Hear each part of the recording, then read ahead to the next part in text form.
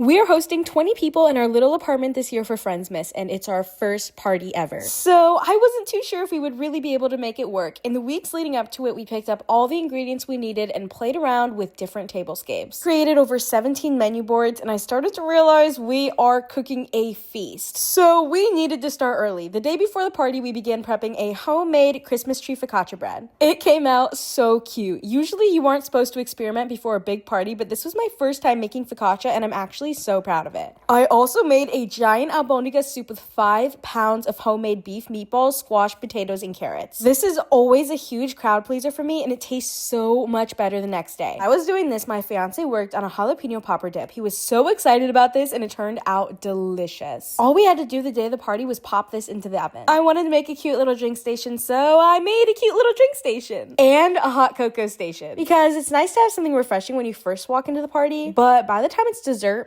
everyone wants something sweet. We woke up bright and early the next day at 7 a.m. to grab coffee and begin the final stretch of prepping for this party. By this time, my fiance and I are realizing that we love to go all out. I'm making a giant pot roast and seasoning it well before browning it in my slow cooker and leaving it to sit until 7 p.m. My fiance wanted to make cranberry loaves, and we loved how those turned out as well. It's so nice to have someone in my life who's just as crazy as me, so we can execute all of these fun ideas together. Plus, it's amazing quality time and makes for amazing memories with all of our friends. Next, I started working on a gluten-free and dairy-free banana bread because everyone deserves to feel included in the festivities. I also decided a Christmas cake would be so cute, so I baked a white cake, made homemade sugared cranberries, and a homemade buttercream frosting. It came out so cute. By this time, I was asking myself why we decided to make this much food, and I realized it's because we are crazy. So I kept going, and I made a naughty or nice cocktail with fresh cranberries, orange slices, and sparkles. And for the final appetizer, I worked on my charcuterie tree and a giant charcuterie board. She was the star of this party, and I have been so excited to make this for weeks. The hot cocoa station also turned out so good, and honestly, everything looked so cute.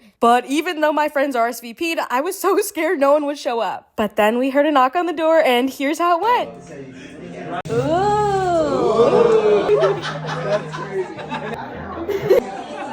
I can bullshit.